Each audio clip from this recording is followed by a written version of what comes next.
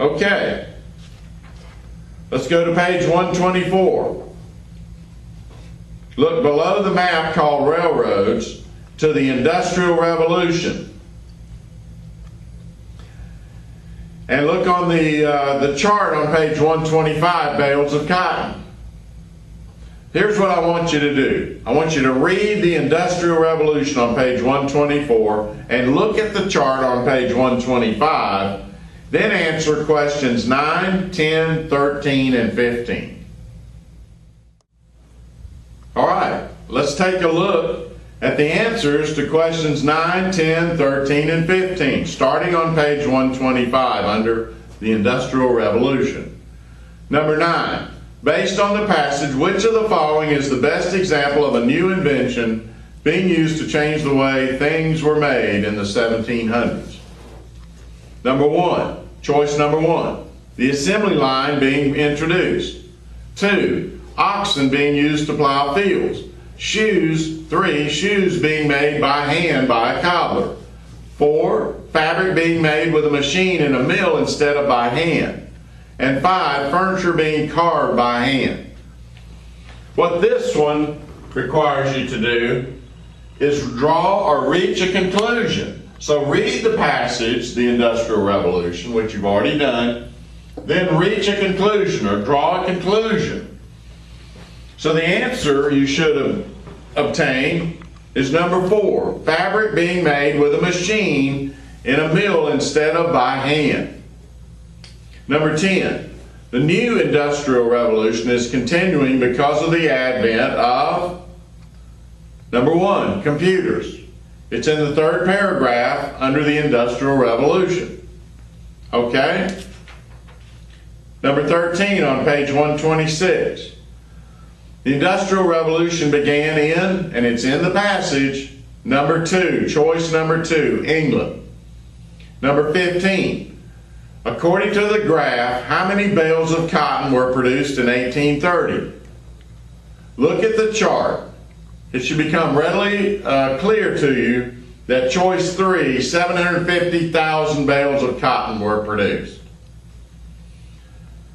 All right, now read on page 126 at the bottom of the page the Civil War, which is continued on page 127, and complete questions 17, 18, 19, and 20 on page 127.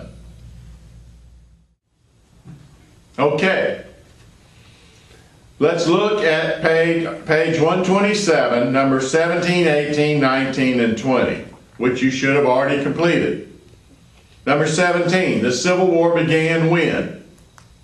It's in the first paragraph on page 126 under the Civil War.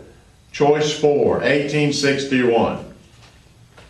Number 18, a Civil War means a war that is fought, number 1, between citizens of the same country.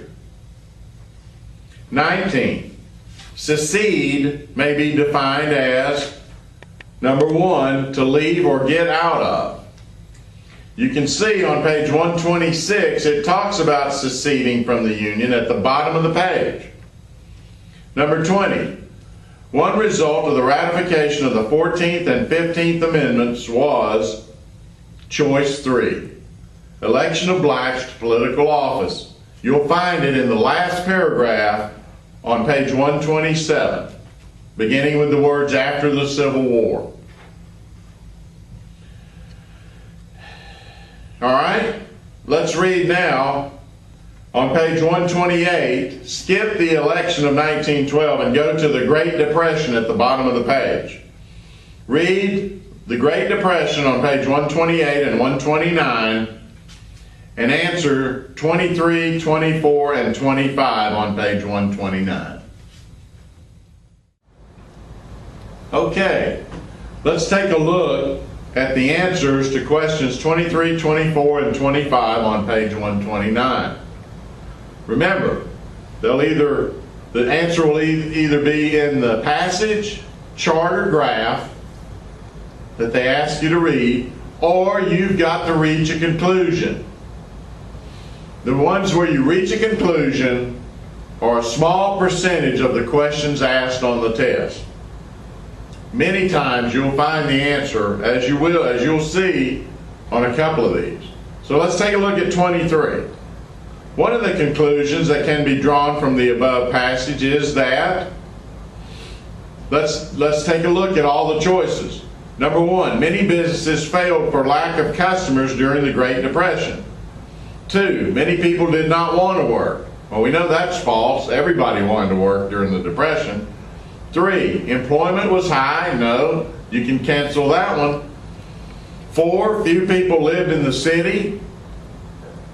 And 5, many people left the country. I've eliminated 2, 3, 4, and 5, which leaves number 1. Number 24. The Great Depression started because of, number 1, the stock market crash of 1929. Number 25. Which of the following statements is an example of a New Deal program? Your choice there should be number 5. Masses of people being hired by the government to build and repair bridges and highways. All right, look on page 130 now.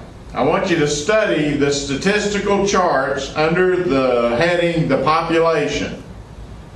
The first chart is comparison of population in selected cities in the U.S., 1988. And then demographic statistics of selected states in the U.S., 1989. Make sure when you answer the questions, you're reading the right chart. Not only that, if it talks about a city, make sure you're on the chart that talks about cities. If it talks about a state, make sure you're reading the chart that deals with states. After you look at them, I want you to answer 27, 28, 29, and 30 on page 131. Okay. You should have looked at the charts on page 130 and answered 27, 28, 29, and 30. Let's take a look at number 27 on page 130. It says, how many cities listed above have populations less than 3 million?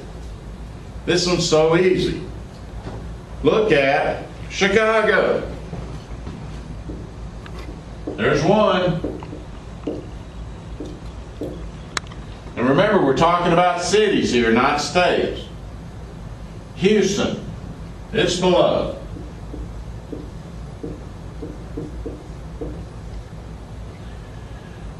Philadelphia.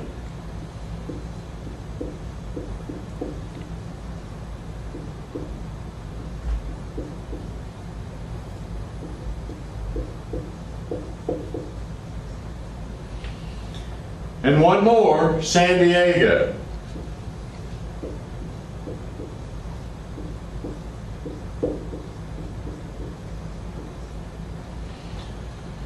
All these cities, according to the chart, have less than 3 million. So your choice, your answer should be number 4.